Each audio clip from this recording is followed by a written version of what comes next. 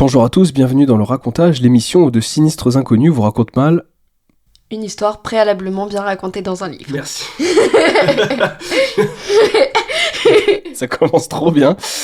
Je m'appelle David, je suis en compagnie de Clara. Salut Clara. Bonjour David et bienvenue au Trublion littéraire, amoureux des mots et des histoires qu'on raconte autour du feu, et à toutes celles et ceux qui écoutent le podcast pour s'endormir.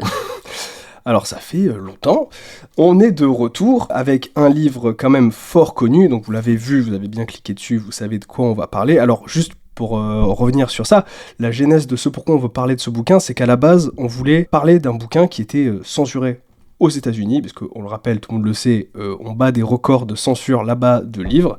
Il y a des tonnes de livres tous les ans qui sont censurés dans plein d'États. J'ai vu le classement, c'est toi qui m'avais montré le PEN America, le compte là.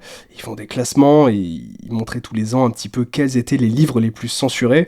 Alors évidemment, des livres qui traitent de sujets LGBTQIA+, enfin tout ça, évidemment aux États-Unis, comme par hasard, ça passe pas. Il y a plein d'autres sujets aussi qui ne passent pas. Et après, on s'est questionné, on s'est dit, tiens, quel livre on pourrait faire en racontage, parce qu'il y en a plein qui s'y prêtent, mais on s'en est tenu quand même à se dire, est-ce qu'on ferait pas le OG, est-ce qu'on ferait pas vraiment le livre censuré aux États-Unis, enfin du moins un des gros livres censurés des États-Unis, et qui n'est autre que L'Attrape-Cœur de Jerome David Salinger, The Catcher in the Rye, publié dans son intégralité en 1951, générique.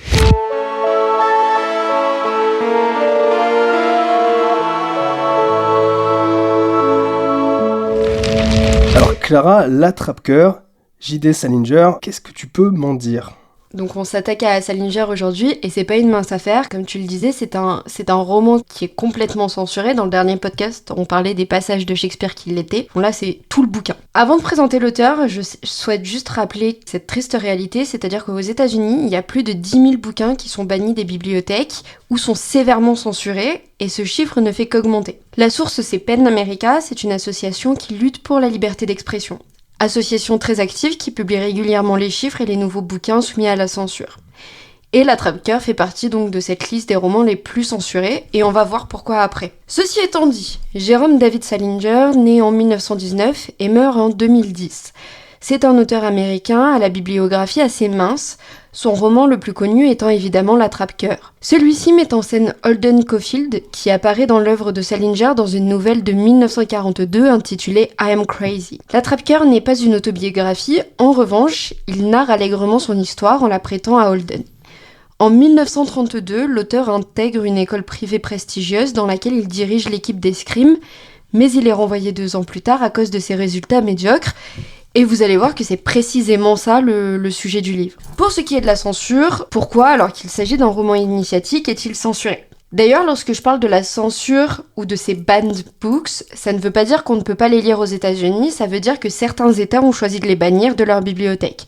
Ce qui d'ailleurs n'enlève rien du tout à la gravité de la chose, parce qu'ils sont quand même bannis. Actuellement, le livre n'est censuré qu'en Iowa, ce qui n'était pas vrai il y a quelques années, puisqu'il était censuré dans plus d'États, mais la tendance s'est inversée lorsqu'il est entré au programme dans les écoles où il est maintenant étudié. Néanmoins, ça ne nous dit pas pourquoi il est censuré. Parce que j'ai mis énormément de temps à comprendre pourquoi il l'était après sa lecture.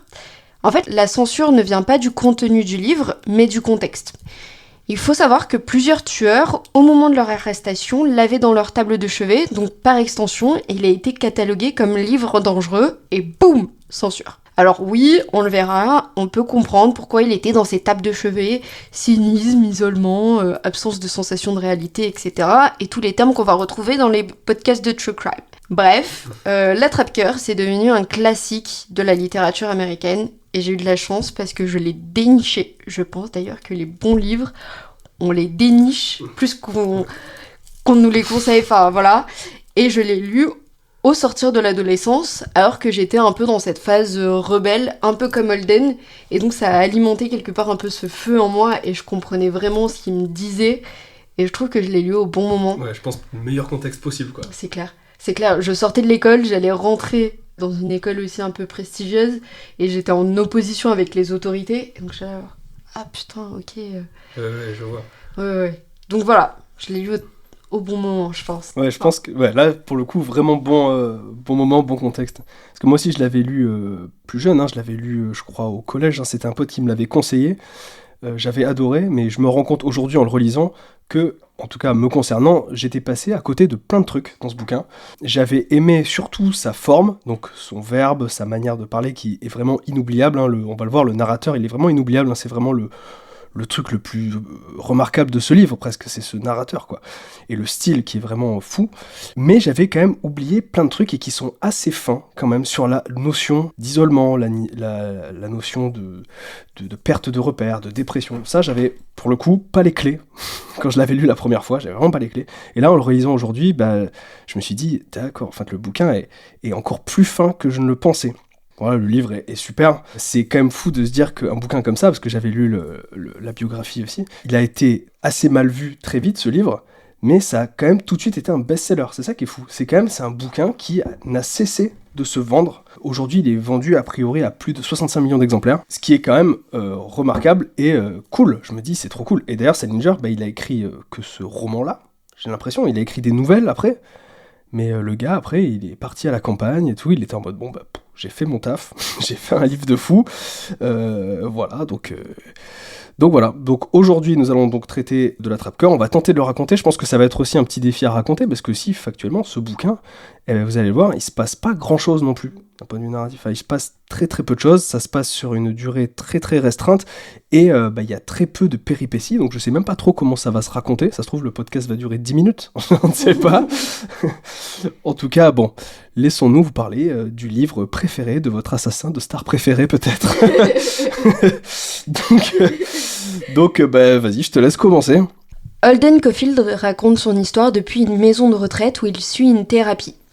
Alors, il ne s'agit pas d'une maison de retraite, mais d'une maison de repos. Simplement, c'est la traduction qui est utilisée dans mon bouquin, donc je l'ai gardée. Mais en VO, c'est Rest Home, donc maison de repos, ou retrait, mais de la vie civile. Il refuse de revenir sur sa jeunesse, mentionnant seulement son frère, D.B., qui, selon lui, est perdu dans les méandres d'Hollywood. Sa rancœur est évidente. D.B., a abandonné une carrière littéraire prometteuse pour se précipiter dans la quête de richesse et de célébrité au cinéma. À travers ces lignes, Holden laisse transparaître son amertume. Et c'est ainsi qu'il commence à dévoiler les causes de sa dépression, nous transportant d'abord à Pensey Prep, une école prestigieuse qu'il fréquentait à Hagerstown, en Pennsylvanie. Alors je trouve que dès le début, ce qui nous marque, et c'est ce dont je parlais au tout début, c'est le style. En fait, le narrateur a un style très très franc, très direct, donc il y a un style très parlé, et finalement peu littéraire. Enfin, on a vraiment l'impression que le narrateur nous parle directement, on y reviendra au long de ce racontage, mais je trouve que c'est vraiment le truc incroyable de ce livre. Et ne serait-ce qu'en lisant cette intro, ça m'a marqué d'à quel point c'est le proto-Émile Ajar, enfin le Romain Gary quand il a pris son surnom d'Émile Ajar et qu'il a écrit Roqualin, La vie devant soi et tout, c'était très inspiré de Salinger, et en fait là en relisant Salinger aujourd'hui, je me suis dit d'accord, ah oui, c'est plus qu'inspiré, en fait c'est littéralement ça. Donc on est à Pensey Prep, et on comprend qu'il est viré à cause de ses notes. Je cite, « L'adieu, je veux bien qu'il soit triste ou pas réussi, mais au moins je veux savoir que je m'en vais, sinon c'est encore pire. » Émane de Caulfield une sorte de forte résolution, mais aussi une sorte de sensibilité particulière. Donc là, on a juste un personnage qui dit qu'il a été viré d'une école, et on sent qu'il est assez résolu à partir, même si c'est un petit peu farouche, on sait pas trop déjà où le cibler, tout ça. L'histoire commence ici, en tout cas, de ce qu'il nous raconte, et il va chez un professeur qui lui a demandé de passer avant de partir du lycée. Juste avant d'aller voir le professeur, il était capitaine de l'équipe d'escrime. Juste, je le précise parce que ça fait écho à la biographie de l'auteur. De ouf. Et il était supposé se rendre à New York pour une compétition, mais il a perdu tout le matériel de l'équipe dans le métro, obligeant ainsi tout le monde à rentrer plus tôt. Bref, comme tu le disais, il déteste l'école, mais il décide quand même d'aller voir, de se rendre chez Monsieur Spencer, son prof d'histoire qui est âgé, qui est malade, proche de la retraite. Son objectif, lui dire au revoir. Donc il court jusqu'à chez lui, mais à l'entrée, il s'arrête pour reprendre son souffle, le tabac alourdissant sa respiration. C'est la femme de Spencer qui l'accueille chaleureusement, et il entre dans la maison. Dans l'intimité de la chambre de Spencer, l'échange est lourd. Si Holden semble respectueux, il est également dégoûté par l'état de son professeur, affaibli par la maladie. Spencer, il est bienveillant, mais il est ferme, et il essaie de lui faire comprendre l'importance de ses échecs scolaires, parce que sur 5 matières, il en a quand même raté 4, la seule qu'il a réussi c'est l'anglais. Il répète ce que lui a dit le directeur de Spencer, la vie est un jeu dont Holden refuse de respecter les règles. Spencer veut le faire réfléchir à son avenir, mais Holden, comme à son habitude, se braque, préférant fuir que d'écouter un sermon. Après une rapide interruption, il quitte la pièce, frustré et peu enclin à confronter ses erreurs. Ouais, c'est ça. Holden, il est quand même assez borné déjà. Quand Spencer lui dit ce que t'as cité, Holden à lui-même se dit « Un jeu, mon cul. Si on est du côté où sont les cracks, alors oui, d'accord, c'est un jeu. Mais si on est dans l'autre camp, celui des pauvres types, alors en quoi c'est un jeu ? Il n'y a plus rien. Il n'y a plus de jeu. » Je trouve que le début de ce roman définit déjà bien tous les atours de l'œuvre. Déjà, on constate, comme je l'ai dit tout à l'heure, le franc-parler du personnage principal de Holden, qui va être vraiment très très cash. Mais je trouve également, et ça je ne l'ai pas dit au tout début, qu'il ne divulgue pas toutes les infos tout de suite. Par exemple, je trouve qu'au début, on comprend qu'il va partir de comment s'appelle l'école, putain, Spency Prep, mais on comprend, entre guillemets, assez tard qu'il a été viré. Mais ce qu'il ne nous le dit pas tout de suite. Et je trouve que ça, c'est intéressant parce qu'on se rend compte très vite en tant que lecteur qu'on va pas pouvoir faire totalement confiance au narrateur. Tu sais, parfois, il nous divulgue pas vraiment des infos. D'une part, parce qu'il a pas envie, peut-être, et d'autres, peut-être parce que c'est des choses qui refoulent, ou des trucs dont il a honte, dont il a peur. Ça va revenir dans le récit, mais je trouve que ça, c'est déjà très très fin. Donc, Holden finit par quitter Monsieur Spencer. Il retourne à sa cité U, voilà, il se met à lire. Je cite Holden qui a une pensée alors qu'il est en train de lire son livre. « Mon rêve, c'est un livre qu'on n'arrive pas à lâcher, et quand on l'a fini, on voudrait que l'auteur soit un copain. » Je trouve que ça, il y a un petit côté un peu méta sur l'œuvre. C'est genre, je trouvais ça intéressant. Bref, il est dans sa chambre, et là, il y a Ackley, c'est un étudiant un peu relou, hein, qui rentre et qui vient l'embêter dans sa chambre, tout ça. Bon, les deux se chamaillent. On constate aussi à quel point le narrateur, il aime détailler les personnalités. Tu vois, entre guillemets, il aimait faire répéter les choses, il voulait toujours savoir ça. En fait, ce qui est intéressant, c'est que voilà, Holden, il a un avis sur tout ce qu'il voit. Constamment, il nous donne des petits trucs de lore comme ça. Et on voit que Holden est un personnage un peu passif, un peu à la lisière du monde, tu vois, très observateur finalement, genre très très observateur. Bon, finalement, il y a un autre Gus qui rentre, hein, c'est Stradlater, il vient un peu calmer le jeu, tout ça, et il vient piquer une veste à Holden. Plus tard, Stradlater, il gratte pour que Caulfield lui fasse sa disserte, parce que lui, il a un rencard avec une certaine Jane Gallagher. Caulfield la connaît parce qu'en fait, c'était sa voisine, il jouait avec elle aux dames à l'époque.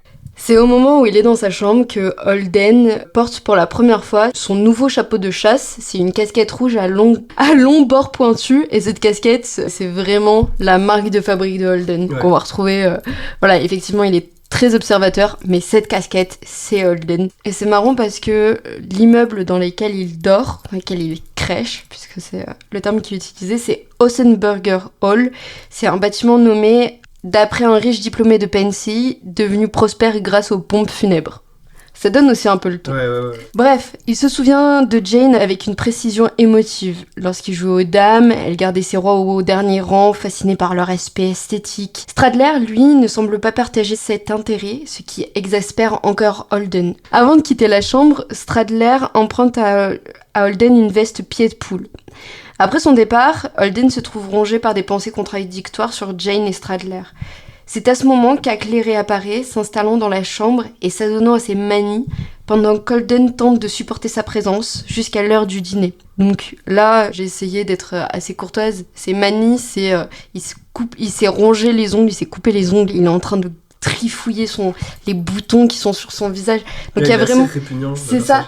Il y a un plaisir de la part d'Holden de nous raconter ce personnage qui est détestable, qui prend de l'espace, qui est malodorant, qui se gratte les boutons. Enfin voilà. Alors, du coup, après, c'est samedi soir, il neige, et Caulfield, son pote Mal Brossard et Ackley décident d'aller au ciné. Donc ils sortent. Donc là, la narration un peu suit, raconte ce qu'ils ont fait ce soir-là. Bon, en fait, rien de vraiment intéressant. Là, juste ils sortent, tout ça. Ils prennent le bus, finalement ils vont pas au ciné, ils passent la soirée en ville, tout ça. Et à son retour, Caulfield se lance du coup dans la disserte que lui a demandé Stradlater. Et en fait, la disserte devait être sur une description de paysage, il me semble, ou une description d'objet, tout ça. Et en fait, n'en faisant qu'à sa tête, Holden va se mettre à écrire sur son frère. Il repense à son frère. Il faut savoir qu'en fait, ils sont plutôt nombreux. Il y a celui dont tu parlais, DB. Il y a sa sœur Phoebe, qu'on reverra plus tard dans le bouquin. Mais il y a surtout son frère Ali, qui lui, par contre, est mort. Et là, sur ce petit moment où il va commencer un peu à en parler, on en apprend un peu plus sur le narrateur. Et en fait, son frère est mort d'une leucémie il y a quelques temps de ça. On verra que le personnage de Ali va revenir dans les pensées de Caulfield tout le long du livre. Et là, déjà, on a eu une petite fenêtre ouverte sur un petit trauma passé, finalement du personnage, quoi. Et ce passage, il est vraiment trop beau, parce que du coup, il décrit le gant de baseball de Ali qui était couvert de poèmes écrits à l'encre verte, et en fait, il parle de lui comme étant le plus intelligent et le plus pur des membres de sa famille. Et là, il se met à décrire un petit peu Ali avec une énorme tendresse comparée aux deux autres personnages jusqu'à présent qui étaient très antipathiques. Donc là, il se souvient de ses cheveux roux, de la nuit de sa mort, lorsqu'il brisait toutes les vitres du garage dans un accès de douleur incontrôlable. Et donc, on a cette part d'humanité que jusqu'à présent, on sentait poindre, mais qui n'était pas mis en avant. Oui, c'est clair. Et d'ailleurs, en cassant toutes les vitres et tout, Caulfield s'est fait mal à la main, et depuis, il a toujours mal à cette main. Donc il y a une cicatrice physique, tu vois, d'un élément traumatique, cicatrice physique, cicatrice morale, il y a un vrai truc qui s'est créé ce soir-là. Donc, Stradlater revient de son rencard, et il s'énerve de voir que Caulfield a fait une disserte sur un truc qui n'avait juste, du coup, rien à voir avec ce qu'il lui avait demandé. Caulfield, lui, par contre, il est vachement jaloux. Il est en mode, mais qu'est-ce que t'as fait avec Jane ? Qu'est-ce que t'as fait, tout ça ? Il finit par s'énerver, les deux se battent, il se fait mettre KO, et il finit par s'en aller. C'est dans ce contexte qu'Holden, incapable de trouver un refuge, se décide à partir. Il se rend chez Hackley, puis dans le lit de Stradlater, espérant y trouver un semblant de réconfort. Mais ses pensées sont constamment tournées vers Jane. Le simple fait de l'imaginer avec Stradler le bouleverse, et il ne trouve aucun apaisement dans cette nouvelle tentative de fuite. Lorsqu'il éveille Hackley, leur discussion se termine sur une note amère. Holden, agacé par le faux semblant d'Hackley, décide de quitter les lieux, de fuir. Il prend alors la décision de partir pour New York ce soir-là, plutôt que d'attendre mercredi, comme il l'avait initialement prévu. Avant de quitter Pensy, il lance un dernier cri au garçon de son étage. « Dormez bien, espèce d'abruti !» Et il faut savoir que quand même sur mes notes, cette scène-là, je l'ai dessinée. Preuve en est que c'est quand même un passage intéressant, parce qu'on a tous les deux, on l'a vraiment noté bien. Ouais, ce passage, il est fou. Je trouve que ce chapitre, il est quand même un peu déchirant. Là, il finit par s'en aller, comme tu dis, il est au bord des larmes et tout. Et voilà, il est tenu par une forme de mal-être qui est quand même assez imperceptible. Il décide de se barrer, d'aller à New York, comme ça. Enfin, c'est assez fort. Je trouve que c'est aussi très fin sur la notion de mal-être, parce que tout est parfois justement assez imperceptible dans les entrailles qu'on a, tu vois, genre... Si on commence à mettre vraiment le doigt sur ce qui nous fait du mal, c'est déjà un premier pas vers une forme de guérison. Et je pense que là, Caulfield, ce n'est pas le cas. Là, c'est très très confus dans sa tête, dans ses entrailles, dans son ventre, tu vois. Et là, quand il part, je trouve qu'il y a quelque chose quand même d'assez déchirant, de se dire que là, il est un peu perdu, il est très triste, et il est déjà très seul, ce gars, quoi.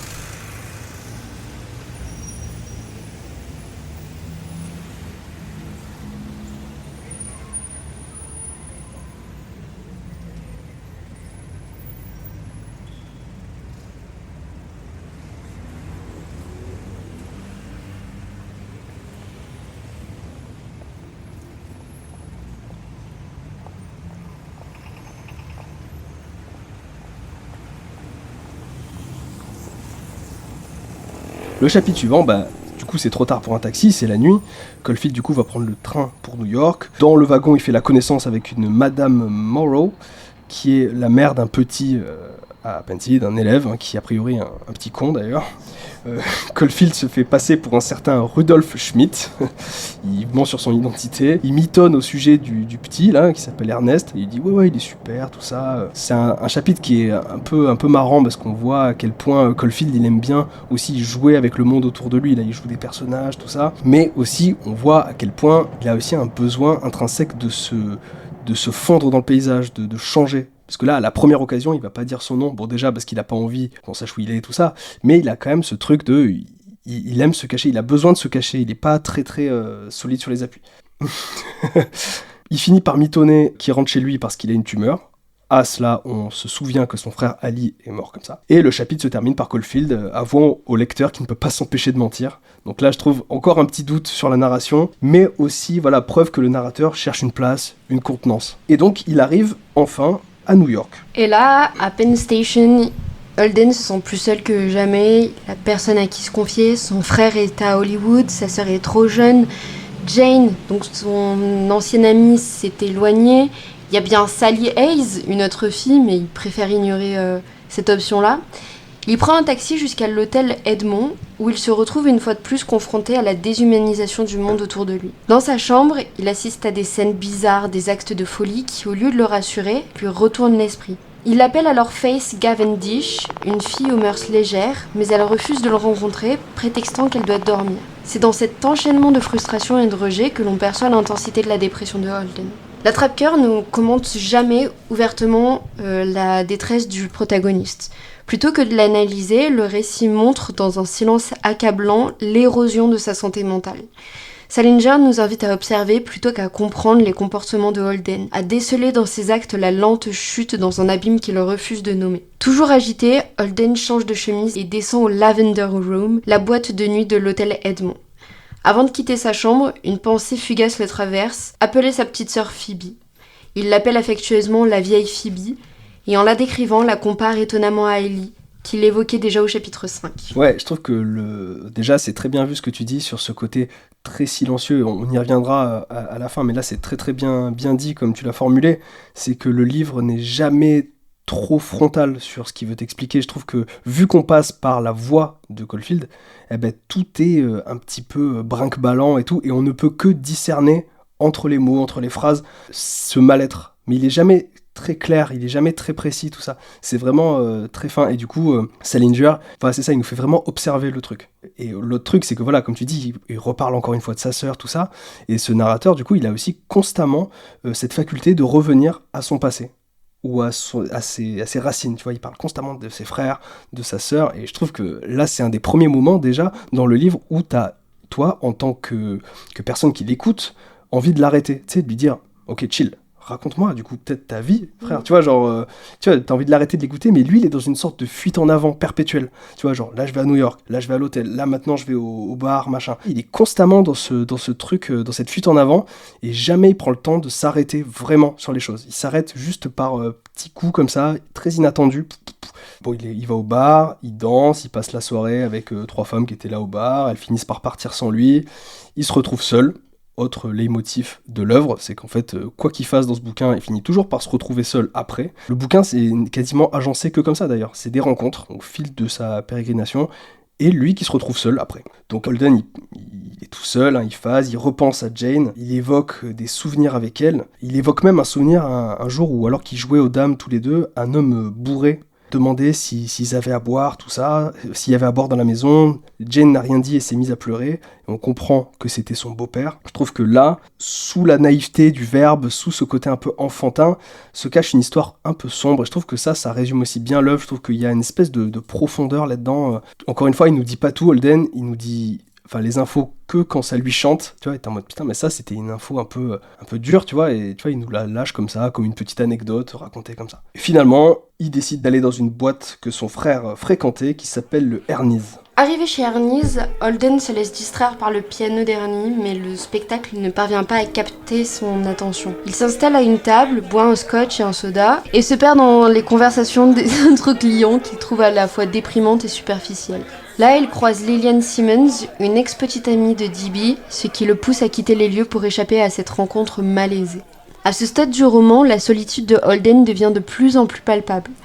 Bien qu'il soit déjà tard, il se lance dans une quête insensée de connexion humaine. De Ernie's à son hôtel, il marche sur 41 pâtés de maison, laissant son esprit vagabonder. Il pense à ses gants volés à Pensy, imagine une confrontation avec le voleur, mais se rend vite compte qu'il est trop lâche pour affronter quelqu'un. De retour à l'hôtel, il prend l'ascenseur pour sa chambre, où le liftier lui propose une prostituée pour 5$. Déprimé, troublé, il accepte. En attendant dans sa chambre, il rumine sur sa propre lâcheté, ce sentiment d'être incapable d'affirmer sa virilité. Et ça, c'est un problème qu'il attribue à un manque de force de caractère. Et vous allez voir que la sexualité dans l'œuvre de Salinger, dans cette œuvre-là, elle est particulière. C'est-à-dire qu'elle est jamais acceptée et il est toujours en train de la combattre. Ouais, et clairement. donc là, ça se voit typiquement parce que Sunny, la prostituée, arrive. Elle est jeune, elle est cynique, un peu comme Holden. Elle parle d'une voix aiguë et Holden, de suite, il est déstabilisé. Et il l'est encore plus lorsqu'elle se déshabille. Il essaye de se dérober à l'acte, il invoque une opération. Tout ça pour justifier son incapacité à coucher avec elle. Et après lui avoir payé les 5$, il lui demande de partir. Et là, elle lui dit, bah non, la somme c'était 10 $. Et là, Holden refuse, et elle s'en va. Voilà, elle est vexée. Lui, il voulait juste lui parler, en fait. Ouais. Oui, c'est ça. Je trouve qu'il y a plusieurs moments dans ce livre où tu te questionnes sur la notion de pulsion avec Holden. Et comme tu dis, en fait, il y a une sorte de rejet du sexe ou de vraie peur de sa propre pulsion. Parce que tout à l'heure, on en a parlé quand, tu sais, il appelait des gens et tout, je sais plus, au bout d'un moment, il appelle quelqu'un Face Cavendish. Oui. Et tu sais, elle décroche et il est en mode t'es dispo ce soir? Et elle lui dit non, mais demain. Et là, il dit non, mais finalement, demain, tout ça. Et lui, du coup, il refuse de la voir le lendemain, tout ça. Et là, tu te questionnes sur ça. Tu te dis, est-ce qu'il avait une pulsion sexuelle? Est-ce que ce qui l'a amené à appeler cette personne était une pulsion? Et je pense même pas. Je pense que ça l'a rassuré qu'elle lui dise non. Tu vois, parce que voilà, je pense qu'il était rassuré dans ce truc comment dire, d'évitement. Il est assez fascinant, Holden, sur ça. Et justement, le passage avec la prostituée, il est assez fou. Parce que là, évidemment, il est très très vite mis face à une réalité qui n'est pas la sienne, en fait. Tu vois, il dit oui au liftier dans l'ascenseur parce que il se sent seul et qu'il a besoin d'être avec quelqu'un, tout ça. Mais mis face à une personne qui vient dans un but de prostitution, tout ça, bah là, lui, il est complètement mis à terre. Et je trouve que ce chapitre, il est aussi super intéressant parce qu'il évoque un peu une notion, je trouve, d'outre-monde. Tu vois, ce liftier qui propose une passe comme ça, de nuit, à des clients, quelque chose de dark là-dedans. En plus, il est jeune. Il est jeune, et lui, il est jeune. La prostituée, travailleuse du sexe, est de son âge quasiment, supra dark. Tu vois, tu te dis, c'est trop fou. Et j'ai l'impression que j'ai écrit comme ça, moi je l'ai formulé comme ça, je me suis dit, Holden, il n'est pas seul dans sa nuit, en fait. Je me dis que chacun traverse une forme de nuit, tu vois, une sorte d'outre-monde. Holden n'est pas seul dans son Silent Hill, quoi. Genre là, il croise aussi des gens qui vont peut-être pas très bien, ou alors qui font des trucs un peu dark. Enfin, je trouvais ça assez fou comme chapitre, et je reviens juste sur un truc qu'on n'a pas dit avant, qui est super important, en fait, j'ai oublié, c'est que quand il va au Ernie's, eh ben, il prend le taxi, et alors il discute avec le chauffeur du taxi, et au bout d'un moment, eh ben, il lui pose cette fatidique question qu'il a déjà évoquée une fois dans la narration, mais là il la pose frontalement: où vont les canards de Central Park l'hiver? Et ça, c'est vrai que c'est le leitmotiv, la question culte de ce livre, c'est où vont les canards de Central Park? Et le chauffeur, il lui répond, ben, je sais rien, moi, c'est qu'ils partent les canards en hiver, je m'en fous. Et d'ailleurs, le chauffeur, il lui répond, bah, moi je sais par contre où vont les poissons dans le lac quand il gèle. Bah, ils restent dans le lac. Et je trouve qu'en fait, voilà, plus que jamais, tu vois, la thématique cette thématique-là, la thématique des canards, évoque la fuite en avant de Holden, où tu vois ces canards qui s'envolent pour aller on ne sait où. Et bah là, le fait que le chauffeur de taxi mentionne les poissons qui restent gelés, ça évoque l'enfermement, et donc du coup l'enfermement mental et peut-être physique de Holden. Donc voilà, cette thématique des canards de Central Park, c'est quand même the truc de l'œuvre. C'est la question... C'est la question culte, quoi. C'est genre vraiment la question culte de ce bouquin, quoi. Donc, on revient là où on était, dans la chambre d'hôtel. Sunny part. Le liftier, on rappelle, avait dit à Holden que ça coûtait 5 $ pour la passe. Holden a payé 5 $ Sunny. Et là, toc toc, ça cogne à la porte. Qui c'est? Eh ben, c'est pas que c'est Sunny et Maurice, il s'appelle comme ça, le liftier, qui reviennent réclamer les 5 $ supplémentaires. Alors Holden, il est en mode comment ça, 5 $, frère, on avait dit que c'était 5, c'est 5. Maurice et Sunny sont en train de l'emboucaner, lui disent non, c'était 10 $, tout ça. Holden se défend, là il y a toute une scène, un peu un gloubi-boulga, une engueulade, et finalement, il tient tête et se fait complètement tabasser dans la chambre, et ces deux personnages lui volent 5 $, et ils s'en vont. Holden se met à pleurer, il les insulte par terre.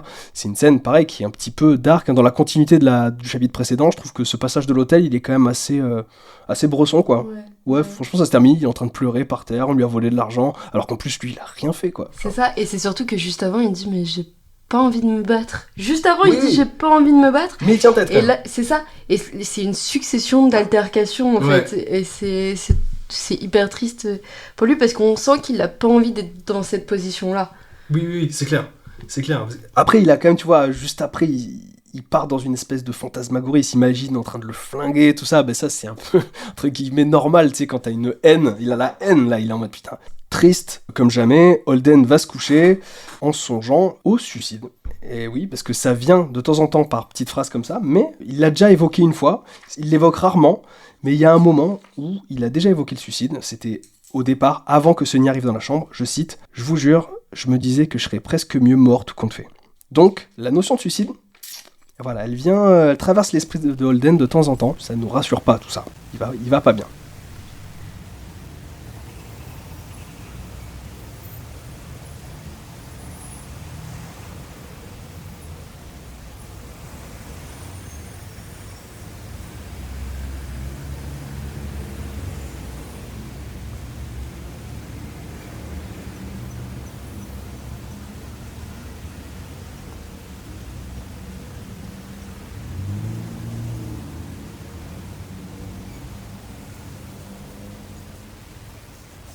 Le lendemain, Holden appelle Sally Hayes et prend rendez-vous avec elle pour l'après-midi. Il quitte l'hôtel, il dépose ses bagages dans un casier de la gare et se sent anxieux à l'idée de perdre son argent.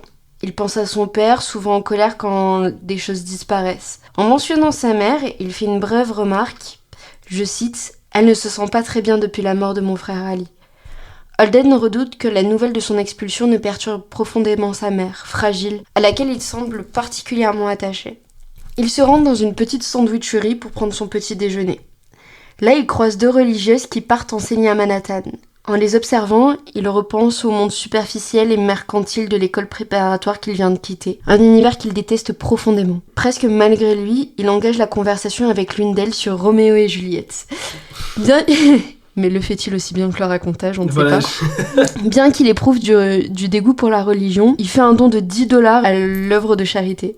Et après leur départ, bien qu'il sache qu'il ait besoin d'argent pour son rendez-vous avec Sally, il commence à regretter d'avoir donné seulement $10. Il réalise une fois de plus que l'argent a ce pouvoir étrange de le déprimer. Et là, je reviens juste sur la religion. Le soir, lorsqu'il s'est fait tabasser, juste avant de s'endormir, au comble du désespoir, il se dit je vais prier, j'ai plus que ça, je vais prier. Et en fait, il est dans ce dégoût de la religion et à la première occasion, avec les religieuses, il entame un discours, mais parce qu'il a vraiment besoin de toutes les attentions qu'on pourrait lui donner. Ouais. Et c'est ça qui est terrible avec ce gamin. Ouais, c'est vrai. Et je trouve qu'il y a même ce truc avec les $10, je trouve qu'il y a cette espèce de rétribution. J'ai l'impression qu'il y a les $10 qu'il perd dans les ténèbres, et il y a ces $10 qu'il va donner après, et là, c'est un acte volontaire de sa part. Je trouve qu'il y a une espèce de dualité entre ces deux-là, tu vois, genre comme s'il essayait de reprendre contrôle. Et je trouve que quand il donne ces $10 aux religieuses, et en plus il voulait donner plus, et je trouve qu'il y a ce côté, là il prend un peu contrôle sur son destin, tu vois, parce que là c'est quelque chose qu'il a envie de faire, à l'inverse des $10 qui lui ont été pris, entre guillemets, par la dépression, si on peut imaginer que, comme si cette nuit qui s'est passée, cette nuit très violente avec Sonny et Maurice, était une sorte de crise de dépression, tu vois. Bon, après ça, il marche dans la rue, voilà, il fait des réflexions sur ce qui l'entoure. Il repère un kiosque au bout d'un moment vers lequel des jeunes font du patin à glace. C'est un spot d'ailleurs où sa sœur Phoebe va souvent. Il demande à une petite si elle connaît Phoebe. Elle lui dit que oui, et puis qu'aujourd'hui elle est peut-être au musée, tout ça. Holden n'y va pas. Et il rejoint finalement Sally. Donc les deux ils vont au théâtre. Après ils vont faire du patin. Et puis, plus tard, pendant une conversation, comme ça, sans prévenir, Holden, il s'emballe. Il lui propose de partir dans le Vermont. Voilà, il dit, vas-y, viens, on part, on va s'installer là-bas, trouver du taf. Donc c'est vraiment improbable. Sally, très justement, le rembarre. Elle lui dit, non, écoute, qu'est-ce que tu racontes, quoi. Donc il y a une espèce de fougue un peu irréfléchie. Bon, finalement, les deux se quittent un peu en mauvais termes, voilà. Et là, plus que jamais, on voit qu'il y a une vraie volonté de fuite en avant de Holden. Là, elle est vraiment... affirmé. Enfin, là, il est en mode, viens, on part. Cette espèce de fougue irréfléchie, spontanée et quand même assez désespérée du personnage. Ensuite, Holden veut appeler Jane, mais ça ne répond pas. Finalement, il appelle Carl Luce, un gars qui a été diplômé 3 ans avant, je crois, hein, et puis d'ailleurs qui n'apprécie pas trop. Et les deux se donnent rendez-vous dans un bar. Là, j'aime bien aussi ça, c'est triste, hein, mais Holden, on dirait qu'à chaque fois, il réfléchit à qui appeler. Il fait vraiment son répertoire complet. Et il n'y a pas grand monde finalement, parce que là c'est littéralement un queumé qu'il aime pas trop. Mais bon, il s'est dit, vas-y, ça va me faire du bien de discuter avec quelqu'un d'autre, encore. Et voilà, donc en attendant, Holden continue de ruminer sur plein de sujets, sur l'art, sur la guerre, et puis sur le rapport à ses frères. Et on note encore une fois que Ali lui revient très très souvent en tête. Du coup, en attendant Carl Luce, il essaye de tuer le temps en allant voir un film. Et ça lui rappelle le doux souvenir d'Ali. Il se souvient de la manière dont lui et Ali adoraient jouer des timbales. Non, jouer des timbales. Le joueur de timbales. Je comprenais pas pourquoi j'avais mis un déterminant. Le joueur de timbales de l'orchestre. Ce musicien, bien que presque invisible dans le grand show, semblait prendre une telle joie et une telle fierté dans son art. Un plaisir pur et simple qu'Holden ne peut que s'empêcher d'envier. Une fois le spectacle terminé, le film commence, mais Holden prétend également le trouver très ennuyant. Mais pourtant, dans les passages précédents, lorsqu'il évoquait Phoebe, il parlait du film d'Hitchcock qu'ils étaient allés voir ensemble, donc il a quand même une connaissance accrue et très précise des films. C'est vrai. Et il a aussi un avis très tranché sur tout, même sur les choses qu'il déteste et qu'il connaît, ma foi, fort bien. En chemin vers le bar, Holden se laisse emporter par ses pensées. Il pense à l'armée, à ce que DB lui a dit à propos de la guerre, et il décide qu'il ne pourra jamais en faire partie. Il se dit que plutôt que d'être à l'armée, il préférerait 1000 fois se retrouver devant un peloton d'exécution ou être assis sur une bombe atomique. Une réflexion morbide, certes, mais qui témoigne de son profond rejet de tout ce qui représente l'ordre, la discipline et l'autorité. Ouais. Puis du coup, il rejoint ce fameux Carl Luce au bar. Hein. Les deux parlent. Carl, au bout d'un moment, lui dit qu'il aurait besoin d'aller voir un psychanalyste. Holden prend ça un petit peu à la légère, ou du moins, il le fait passer un peu au-dessus de sa tête, quoi. Et Carl s'en va, malgré la supplication de Holden de rester un peu, car il se sent seul. J'ai pas écrit grand chose sur ce chapitre, je trouve que ça fait partie de ces moments où il se passe finalement rien, et c'est le but même du livre, tu vois, c'est à ce moment-là, il croise ce Carl Luce et ils discutent de choses et d'autres, et finalement, Holden se retrouve encore une fois seul. Et alors, juste, je rebondis sur ce passage-là, parce qu'encore une fois, on évoque la sexualité dans ce chapitre. C'est vrai. C'est-à-dire qu'à Wotton, Carl Luce était connu pour parler ouvertement du sexe aux plus jeunes. Et du coup, Caulfield est là, il le questionne. Justement, on sent qu'il est pas à l'aise, mais il provoque le truc. Et en fait, il trouve que ces discussions, elles sont amusantes, voilà, ça le distrait. Mais au fur et à mesure, il commence à le trouver efféminé, hypocrite. Et en fait, c'est, je pense, un des premiers passages où on a une question sur la vision de l'homosexualité dans cette œuvre-là. On le verra aussi un petit peu après, ça va faire écho à ça. C'est vrai. Holden, après, il reste au bar à picoler, tu vois, il finit par être bourrax 3000. C'est le soir, il rappelle Sally à 1h du mat. Entre parenthèses, j'ai écrit carnage.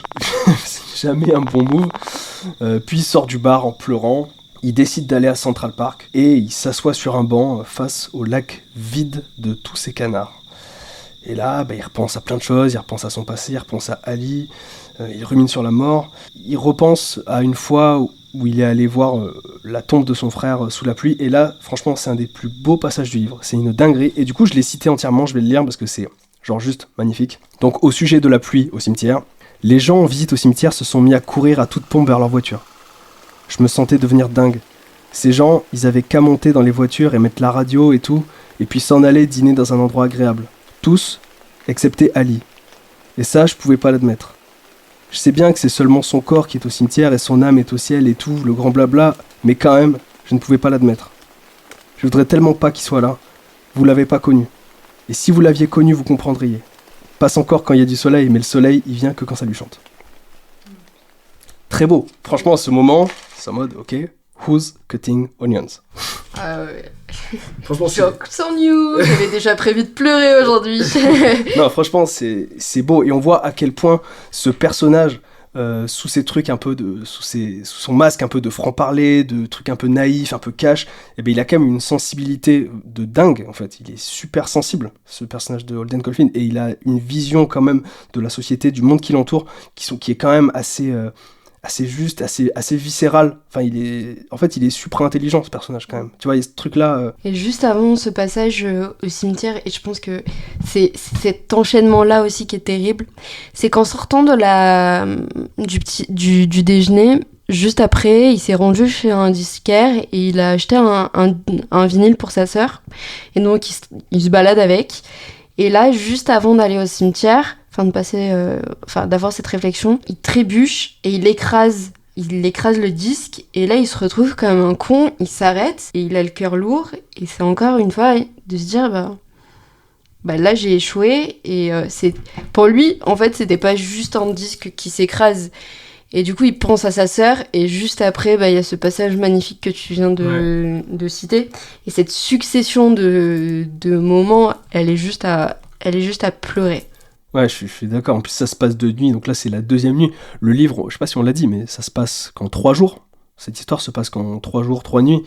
Là, on est au cœur du livre. Enfin, voilà, on était dans la deuxième nuit. Et effectivement, il casse le disque, il repense à son frère, il est tout seul à Central Park, devant ce lac vide. Justement, ça aussi, l'image, elle est très très forte. Il n'y a aucun canard, justement. Finalement, il jette ses derniers sous dans le lac et décide d'aller chez lui, quoi, à part de ses parents, de nuit.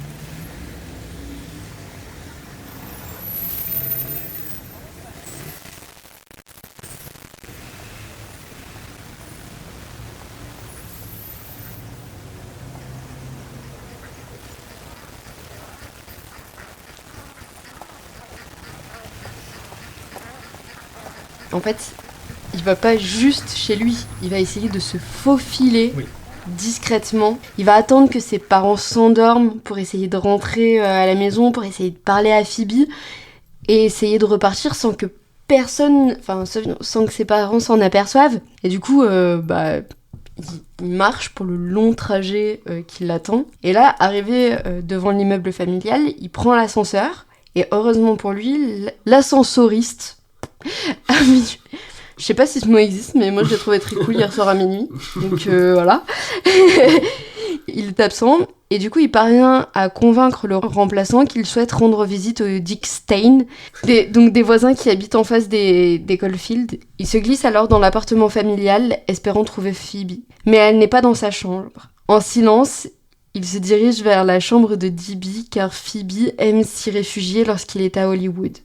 Là, il la trouve endormie, paisible, et il ne peut s'empêcher de remarquer que, contrairement aux adultes, les enfants semblent toujours sereins lorsqu'ils dorment. En la regardant, il s'attarde sur ses cahiers d'école. Il lit, amusé, les mots qu'elle y a écrits, les questions curieuses qu'elle pose à ses amis, les petites notes imaginatives griffonnées au fil des pages. Il sourit en voyant son nom, Phoebe Weatherfield Caulfield, bien que son deuxième prénom soit Joséphine. Cela lui rappelle la pureté et la simplicité de l'enfance, un monde que Holden semble à la fois vouloir fuir et désirer ardemment retrouver. Là, j'ai mis petite parenthèse, on dirait vraiment Peter Pan. Oui, c'est vrai. Là, quand vrai. Il fait le parallèle entre les enfants et les adultes et qui dorment, je me suis dit, mais en fait, s'il pouvait respirer très fort pour tuer des adultes, il le ferait. J'avais pas pensé, mais oui, c'est clair. Puis ce truc de la chambre, ouais, c'est vrai. Oui, c'est ça, il vient dans la nuit, quand les parents sont endormis. Ah ouais, j'avais pas tilté, c'est voilà. bien vu, ouais. Ça m'a vraiment fait penser à ce garçon qui veut pas grandir, mais qui est obligé de l'être. Ouais. Et qui essaye de se réfugier un peu comme il peut. C'est bien vu, ouais. Voilà. C'est vrai qu'il y a cette image, oui, clairement. Oui, de ouf. Et oui, comme tu dis, le monde adulte, il le combat de ouf. Et cet enfant, enfin, c'est bien vu, c'est très bien vu. Du coup, il lit le journal, tout ça, et puis il finit par réveiller Phoebe. Elle est super heureuse de le voir, elle est en mode « Oh putain, mais qu'est-ce que tu fais là ? C'est génial et tout !»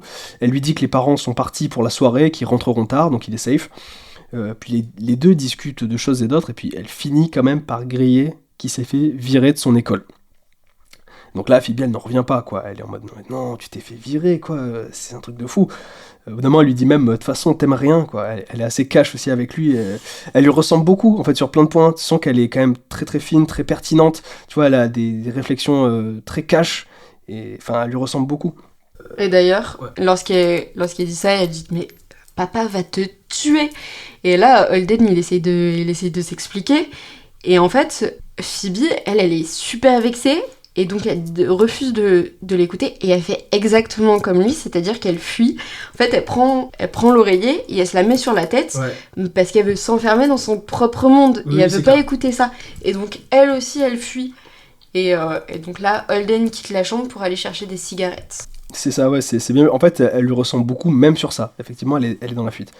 Holden, il part un peu dans ses pensées, tout ça. Il évoque, à ce moment-là, c'est un peu improbable de l'évoquer comme ça à ce moment-là, mais il se souvient d'un jeune de son collège qui s'était tué en sautant de la fenêtre pour échapper à des gens qui l'agressaient. Donc encore une fois, je trouve que ça fait partie des trucs bressons qui traînent dans l'inconscient de Holden et comme ça, qui nous lâchent comme ça, de manière impromptue. C'est à ce moment-là qu'on a l'explication du titre, parce que jusqu'à présent, l'attrape-cœur. Oui. Donc l'attrape-cœur, ça vient du coup de ce passage-là.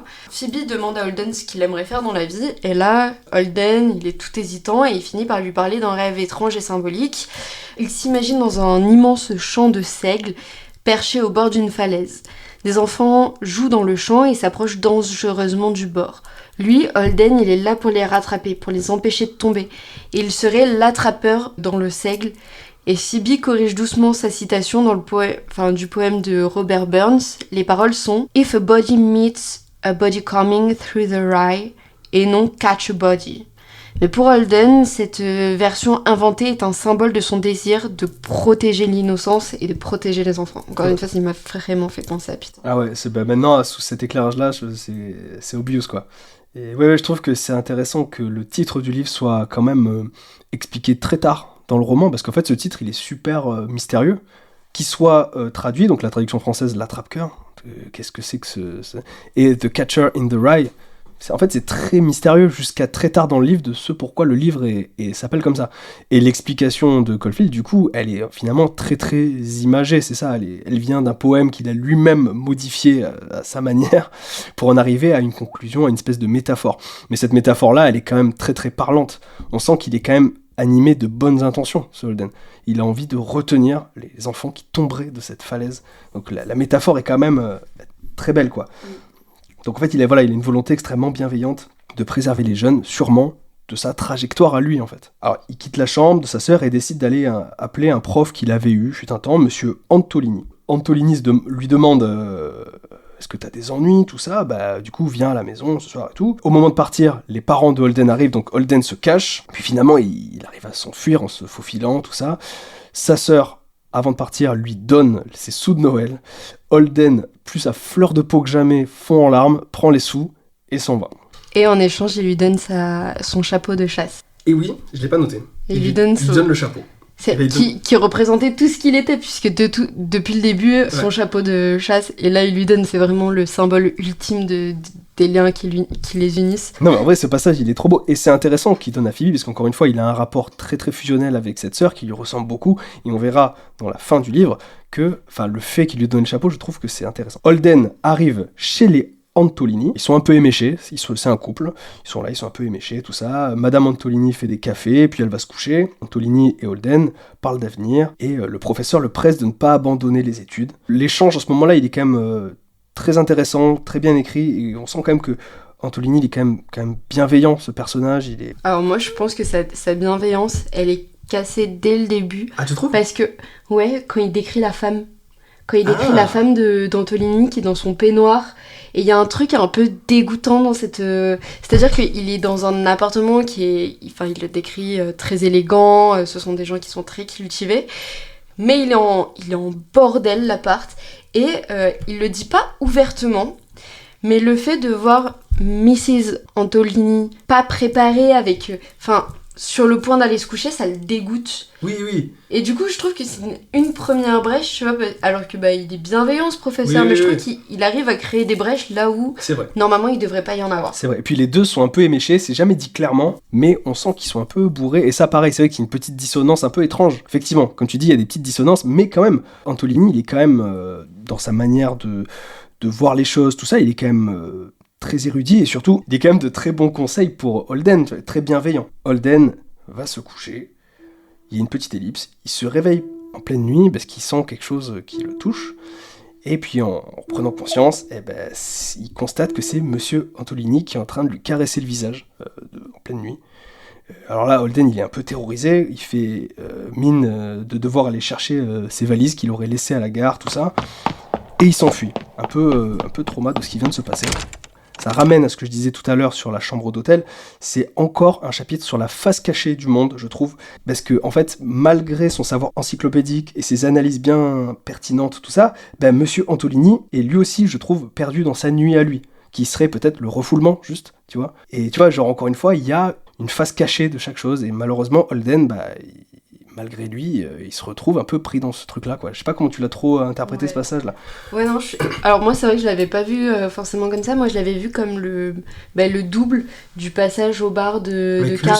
Ouais. Exactement. Ce retour à l'homosexualité, parce que même si c'est pas dit, il est persuadé, et quand on lit le livre, que Monsieur Antolini lui fait des avances, et ça le dégoûte, du coup, il part, c'est une fuite, et en fait c'est encore une fois une fuite de son désir, etc.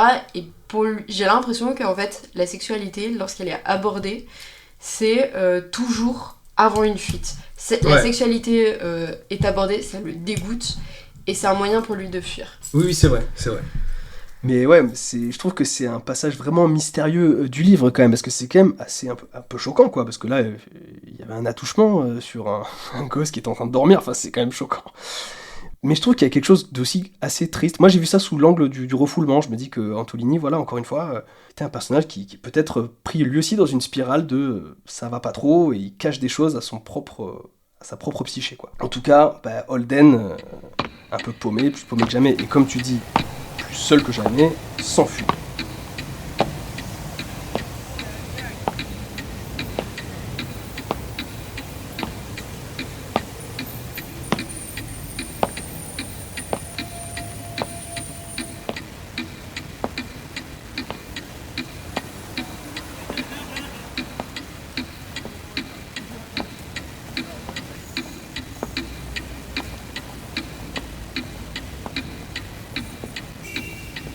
Il est un peu sonné par ce qui s'est passé, hein. Il erre dans la ville, hein, au bord du malaise d'ailleurs. Il repense encore une fois à son frère. Et puis là, il décide de s'enfuir définitivement. Là, il est en mode c'est bon, let's go, je me casse, je passe à l'acte. Il écrit une lettre à sa sœur et la dépose à la directrice de son école pour qu'elle la lui transmette. Et plus tard, il retrouve Phoebe. Dans le passage où il est à l'école, il y a un tag en fait sur les murs de l'école et il écrit va te faire foutre. Et là, ça le désespère. Et en fait, il a encore ce catcher in the rye. Ouais. C'est-à-dire qu'il essaye de protéger les enfants de la cruauté des mots et du monde qui les entoure. Et donc, en attendant Phoebe, il montre à 2 enfants l'exposition sur les momies. Mais lorsqu'ils arrivent dans la salle sombre et exiguë, les enfants prennent peur et ils s'enfuient, laissant Holden seul à nouveau. Et là, c'est tellement triste parce qu'il se console que dans les enfants, puisque les adultes, ils ont échoué complètement. La seule figure bienveillante, c'était Antolini. On voit ce que ça a donné. Et du coup, là, ce sont même les enfants qui l'abandonnent. Sur le mur, encore une fois, il voit un « fuck you ». Épuisé, il se rend aux toilettes, il y fait un malaise. Il le minimise, comme toujours, mais la tension est palpable. Phoebe finit par arriver au musée, elle traîne une valise, parce qu'en fait, elle lui dit qu'elle veut partir avec lui. Et là, Holden est mal en point, il dit qu'il peut pas l'emmener. Et donc elle, elle fait une colère sourde, elle lui jette son chapeau de chasse et elle refuse de lui parler. Holden, il est désespéré et pour apaiser la situation, il lui propose d'aller au zoo. Donc ils marchent chacun sur un trottoir différent, comme une sorte de frontière symbolique entre eux. Et là, arrivé au parc, ils se retrouvent enfin du même côté, mais ils restent très distants. Ouais, là c'était intéressant du coup qu'elle lui jette le chapeau de chasse. Tu vois, tout à l'heure il lui a donné, et là, quand il retrouve Phoebe et qu'elle lui dit qu'elle veut partir tout comme lui, là je trouve que quasiment pour la première fois du livre, Holden fait face à son miroir en fait. Elle est devenue lui, elle veut faire une fuite comme lui, elle a son chapeau. Et là, il est vraiment terrorisé parce qu'il comprend en fait. Enfin, il comprend, il l'avait compris dès le départ, mais là je trouve qu'il est vraiment mis face à son miroir de ce pourquoi sa trajectoire est destructrice. Parce que là il se dit, je veux pas que ma sœur fasse comme moi en fait, je veux pas qu'elle fuit en fait elle. Donc il l'emmène au zoo, et puis il lui propose d'aller faire un tour de manège. Elle fait un tour de manège, elle se calme, et en gros là, tout rentre dans l'ordre, entre guillemets. Donc pour la première fois de l'histoire, Holden est plus ou moins heureux à ce moment-là. Le moment où elle est sur le manège, je l'ai cité aussi, parce que pareil, là c'est vraiment très beau comme passage. Je cite « Subitement, je me sentais formidablement heureux, à regarder la môme Phoebe qui arrêtait pas de tourner. J'ai cru que j'allais chialer, tellement j'étais heureux, si vous voulez tout savoir. Pourquoi ? Moi je sais pas. C'était juste qu'elle était tellement mignonne et tout, à tourner sur le manège, dans son manteau bleu et tout. Bon Dieu, j'aurais vraiment aimé que vous soyez là. » Il y a souvent ce truc de j'aimerais que vous attestiez des choses comme moi dans ce livre de prise à partie comme ça.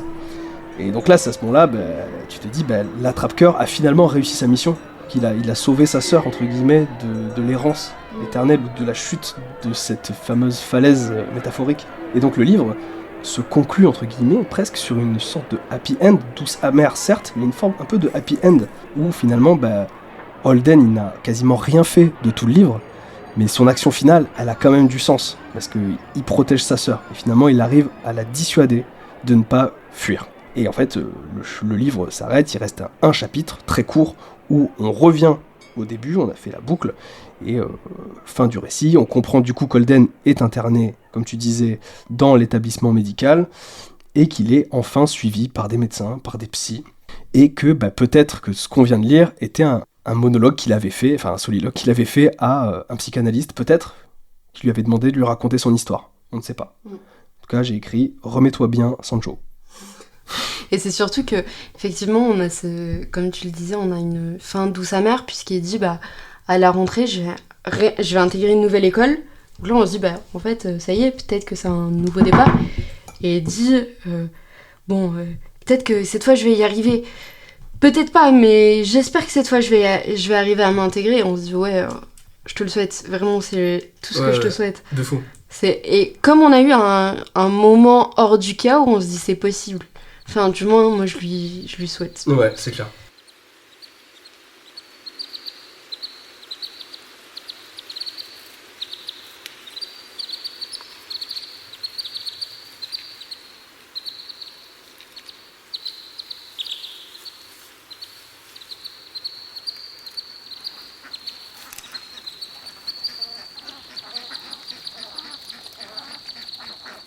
Mais je trouve que c'est une vraie belle fin de roman finalement, cette scène du manège, et puis après cette ellipse sur parce que ça aurait pu être plus dark que ça quand tu y penses, tu vois, ça aurait pu être un dernier chapitre où il est finalement entre guillemets interné parce qu'il va très très mal, tu vois, et je trouve que quand même il y a quelque chose de quand même lumineux sur cette fin, voilà, finalement. Oui, t'as quand même beaucoup d'espoir. Ouais, c'est ça. Parce qu'en fait, en lisant certaines critiques des gens sur ce livre, il y a plein de gens qui ne le voient pas comme ça, et qui voient une fin beaucoup plus pessimiste quand même, sur un personnage qui est quand même finalement interné, et même si il projette de se réinscrire dans une école, il voit une forme d'échec de la psyché, tu vois, un personnage qui finalement s'effondre et qui a besoin d'être interné. J'ai envie de dire, non, c'est très bien ce qui lui arrive à la fin, je trouve. Oui. Tu vois, genre, il comprend ce qui lui arrive, il est enfin suivi par des personnes qui vont sûrement l'aider à aller mieux. Je trouve que la fin, elle est quand même... Enfin, c'est la meilleure chose qui pouvait lui arriver, en fait, à Holden. Ouais. Et même, à la fin, il parle des personnages qu'il a croisés tout au long du roman. Il n'en parle pas comme des noms dans un annuaire. C'est-à-dire qu'il dit pas, j'ai vu telle personne et telle personne, il faut que je vois telle et telle personne. En fait, il évoque ces personnages-là en disant que, en fait, elle lui manque. Et là, jusqu'à présent, les seules personnes qui lui manquaient, c'était les membres de sa famille, c'était Ali et Phoebe. Et là, on se dit, en fait, ça y est, il va pouvoir construire des relations parce que justement, ce manque-là y est enfin. Ouais. Et donc, je pense que c'est plus une happy end. Ah ouais, clairement. Après, je préfère le voir comme ça. Oui, clairement.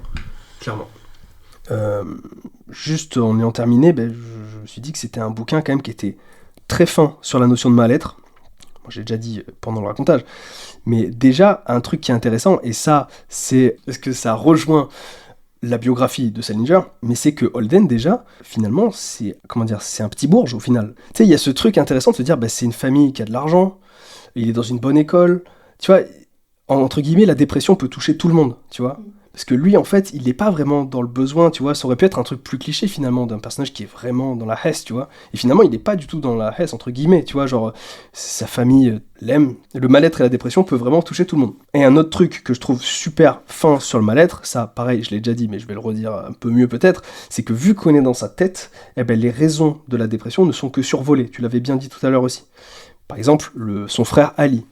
Pourquoi ? Parce qu'en fait, s'il mettait plus de mots sur ce mal-être, il serait déjà en route vers la guérison, entre guillemets. Mais là, il ne l'est jamais vraiment, il ne fait que ce qui le rend malheureux, en fait, survole un peu tout ce roman sans jamais être très très très précis. Et ça, clairement, c'est un truc que j'avais jamais vu la première fois que j'ai lu le livre, tu vois.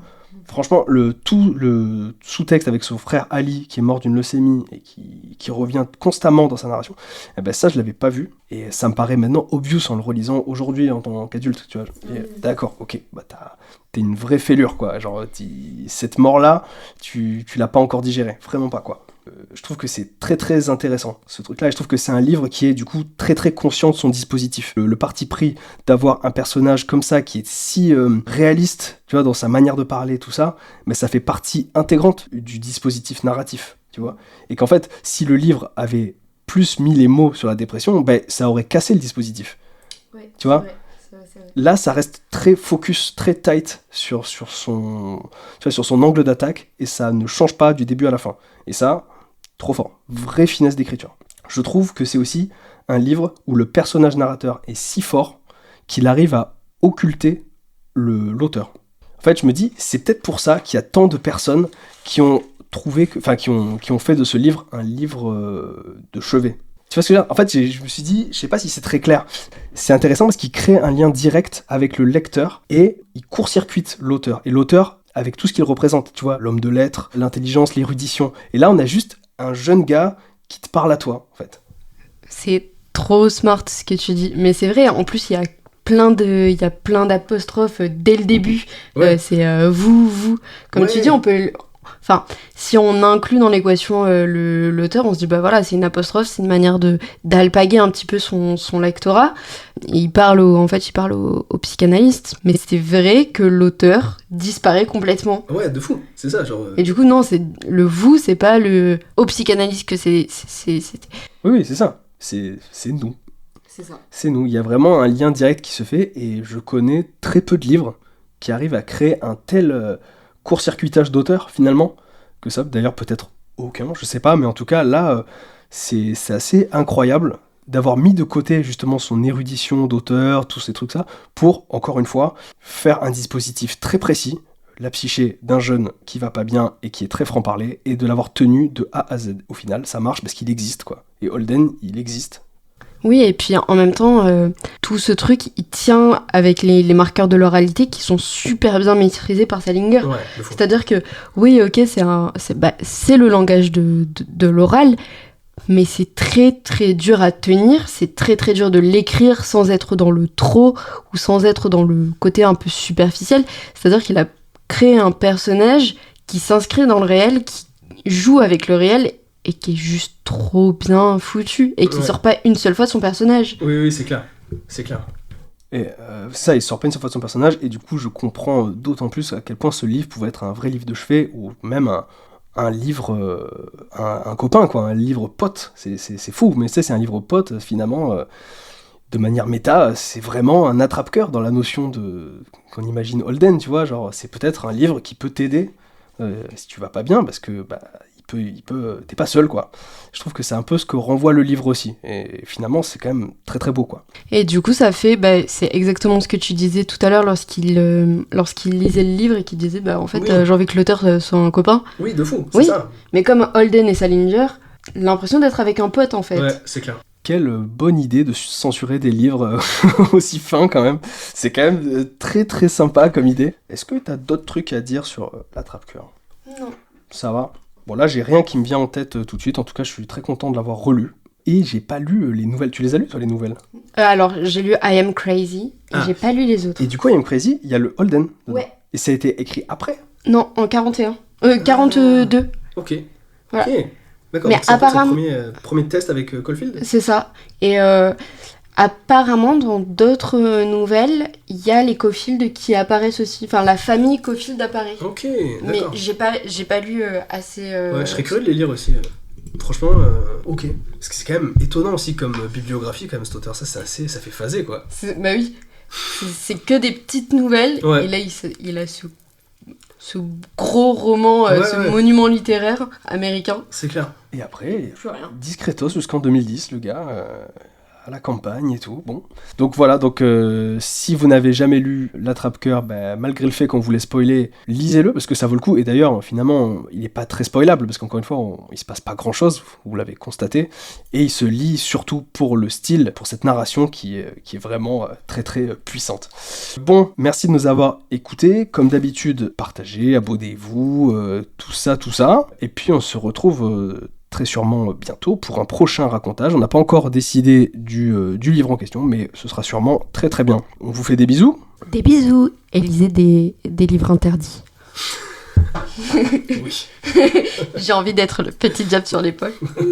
Lisez tout ce qui est interdit, s'il vous plaît. Vous allez voir, ils sont trop bien. C'est les meilleurs. Faites ça. Un bon bouquin pas censuré, c'est pas un bon bouquin. Cette théorie me plaît, donc elle est vraie.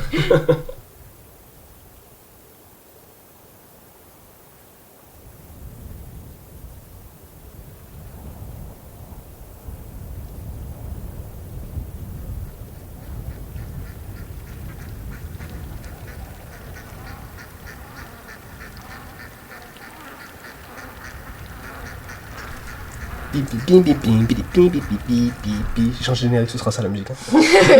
Yes.